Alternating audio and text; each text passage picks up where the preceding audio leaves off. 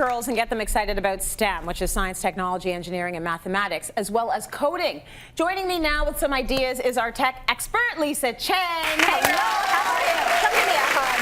Oh my gosh, good to see you. Try not to put anything on your beautiful, crisp, white ivory, beautiful jumpsuit. Now, you come from the tech industry, have worked in it forever. Yes. And we know that there's interest in getting girls more connected to STEM. But why? Why is that important? So Tracy, as you mentioned, there is a massive uprising with empowering our girls to get into science, technology, engineering, and math fields. But if you look at the way that history has sort of conditioned girls to think about science and math specifically, you know, it hasn't really set us up for success. In fact, starting at the age of 6, girls start to lose their interest in these fields. And, you know, research also shows that if you really test us in comparison to boys, we actually score equal, if not better. So we need to catch them really at grade 6. That's where we're starting to see the big drop off here.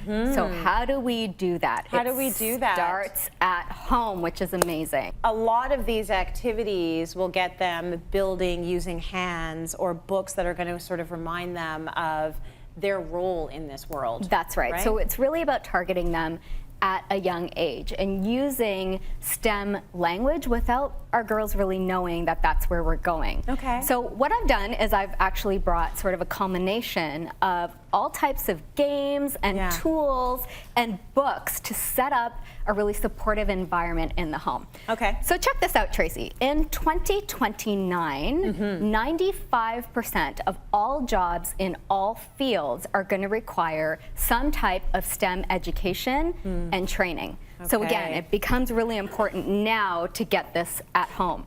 So we've brought all kinds of different products. We have a telescope here called a moonscope. We've got a microscope as well, a stirred up chemistry lab. How about Lego? Now, Lego classically has been used in homes to develop what's called spatial thinking. And that's really a scientific term for coming up with your own building blocks, starting with something, sort of work on your own inspiration, innovate.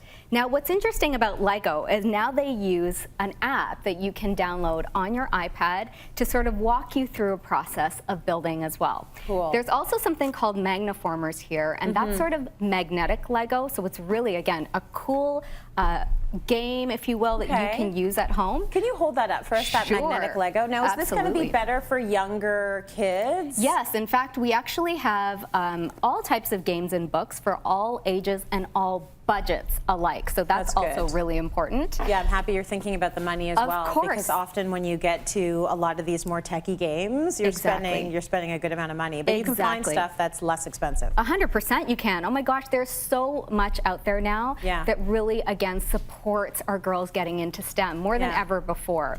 We also have all kinds of science experiments and, of course, making your own soap. How about slime? Oh my gosh. What does slime look like in your house? Has anyone else banned slime in their homes? So the first time we did slime and the dog came upstairs with slime, I was like, okay, we're done.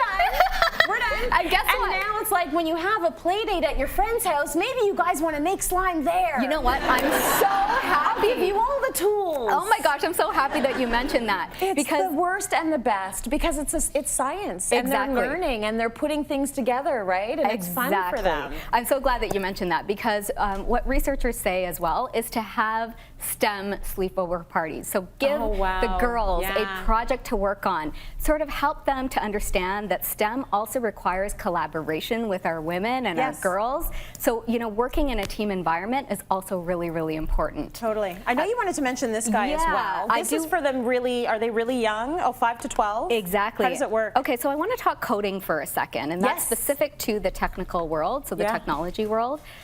What this is a really non-intimidating way of getting our kids to work on coding. So the Osmo, it works in conjunction with your iPad. There is a base there, and there's a little reflector that you put on the top of the iPad. And what that does is now you can draw on a piece of paper, and through artificial intelligence, it will send it to your iPad. Oh my gosh. It also comes with a coding system right here.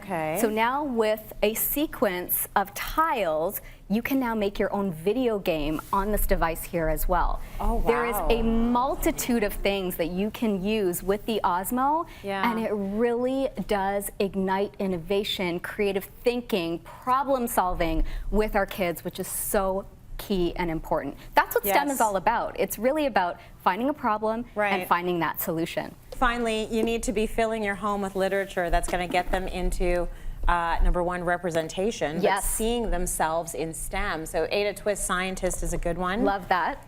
Girls Who Code, that's another good one you brought in, Lise. I highly recommend Racial Misogyny, Girls Who Code. Again, a huge uprising to teach girls that coding doesn't have to be intimidating. Right. And the world needs our passions. The world needs our voice. The world needs our solutions. So really, check out Girls Who Code. Yeah. And like you mentioned, giving our girls role models to look up to is so key and important. So we have all kinds of different books that are available at Indigo. We also have Lab Outdoor, so for the summertime, getting our kids out there and really exploring is really, really great. And there's also baby books in STEM as well. So again, starting them from a young age. Really, really young. Lisa, thank you for that.